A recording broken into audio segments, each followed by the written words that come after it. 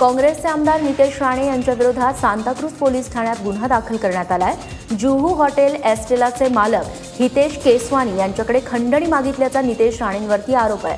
मात्र खंडणी न दिल्यामुळे नितेश राणे यांनी गुंड पाठवून तोडफोड केल्याचा आरोपही केसवानी यांनी केलाय। दरम्यान हॉटेलची तोडफोड करणाऱ्या दोघांना पोलिसांनी अटक केली आहे। भाजपचे प्रदेशाध्यक्ष रावसाहेब दानवेंच्या नावानं कोट्यवधी रुपये उकळल्याप्रकरणी औरंगाबाद पोलिसांनी एकाला अटक केली आहे। गणेश बोरसे असं या व्यक्तीचं नाव आहे। तो जालन्याचा रहिवासी आहे। औरंगाबादमधून तब्बल 5 लाख रुपयांच्या नवीन बनावट नोटा जप्त करण्यात आल्या आहेत। औरंगाबाद पोलिसांनी ही कारवाई केली आहे। जप्त केलेल्या नोटांमध्ये 100, 500 आणि 2000च्या नोटांचा समावेश आहे। या प्रकरणी पोलिसांनी एका प्रिंटरसोबत दोघांना ताब्यात घेतलेला आहे। माजिद खान बिस्मिल्ला खान असं अटक करण्यात आलेल्या व्यक्तीचं नाव आहे।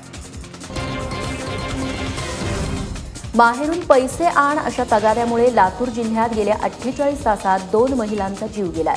लातूर जिल्ह्यातील नेहरूनगर तांड्यावरील सोनाली उत्तम चव्हाण या महिलेचा मृत्यू झालाय। गुरुवारी सकाळी तिचा नवरा उत्तम चव्हाण आणि सासरच्या लोकांनी जबरदस्तीने विष पाजून तिची हत्या केली आहे। उत्तमच्या शेतीवरील कर्ज फेडण्यासाठी तिने माहेरून पैसे आणले नाहीत म्हणून तिची हत्या करण्यात आली।